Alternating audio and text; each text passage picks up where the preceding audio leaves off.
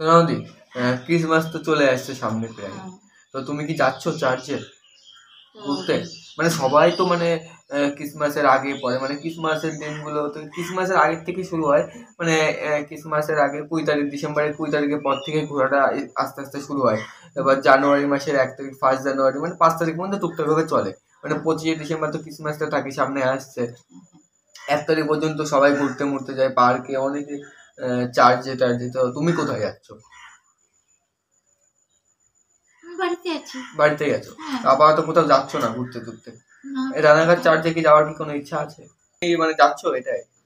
হ্যাঁ, অবশ্য উনি যদি আমাকে চান, মানে যে সেখানে আমি যাবো, আমি যদি ওখানে মিস হয় সেটা শুনি। হুম। কিন্তু যদি সম্ভব হয় তাহলে অবশ্যই যাবো, কিন্তু সেই পোশাকটা তো দরকার, কারণ ঠান্ডার সময়। হ্যাঁ হ্যাঁ, অবশ্যই। হ্যাঁ, তাহলে সেই ড্রেস না হলে আমি কি করে, সেই ড্রেস বলো বা পোশাক বলো, শাড়ি বলো, যাই বলো, হুম হুম, সালোয়ার বলো, কিন্তু সেই ড্রেস তো দরকার।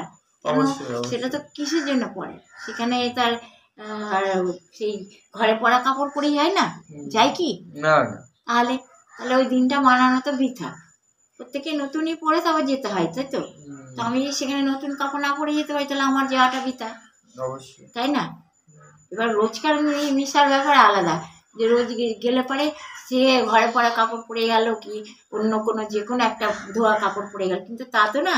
হুম আমার তো সেদিন তো যেমন কি সবাই সেদিন নতুন পরে, হুম, তো আমি কেন পুরনো পরবো সেদিনকে?